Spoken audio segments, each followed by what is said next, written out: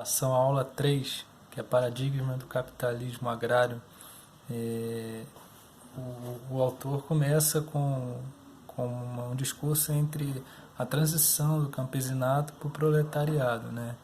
Que era uma classe social e trabalhista bem definida no meio urbano, pelo menos, que era burguesia e proletária. E aí no campesinato, por várias características, os autores citados, né, eles veem que o campesinato ele seria uma categoria intermediária. Como ele trabalha para si próprio e não diretamente para um empregador, para um patrão, então o campesinato não seria classificado como proletário. E ao mesmo tempo, por não objetivar o lucro, né, o lucro máximo, a margem, o lucro marginal máximo, também não é considerado capitalista. Então o campesinato fica nessa condição intermediária. E aqui os autores, o Marx, o Scheinman e o Lenin, eles fazem abordagens bem interessantes. Como uma que me marcou mais foi a do Lenin, ao classificar o camponês como rico, quando ele consegue contratar mão de obra adicional. A segunda categoria, que seria aquele remediado, quando ele usa toda a mão de obra familiar. E o terceiro é aquele que oferece a mão de obra familiar para outros, né? Então se aproximam de alguma forma um pouco do que a gente tem como classificado hoje como grande produtor, médio produtor e o pequeno, né? Que é um termo meio pejorativo, mas é que ainda é adotado, embora a agricultura familiar seja hoje uma categoria reconhecida formalmente.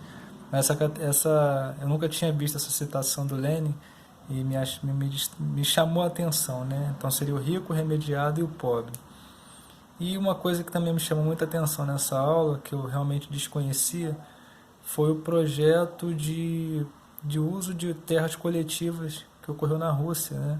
Na década de 30, através da iniciativa de Stalin, que eram os Sukovs e os Kolkovs, que eram áreas, né, de grandes extensões, que iam de 6 mil hectares até 15 mil hectares, segundo a literatura que eu busquei, onde seria o uso coletivo da terra, né? É claro que isso não é uma invenção exclusiva da Rússia, mas foi o formato que eles adotaram, embora o uso de terras de forma coletiva existiu, é a forma mais primitiva de uso de solo, né?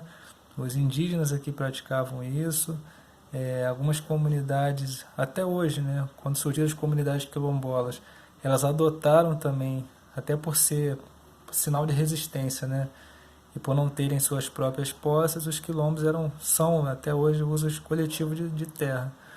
Então, esses remanescentes quilombos que eu conheço ainda tem essa formatação, mas me chamou muita atenção isso na aula.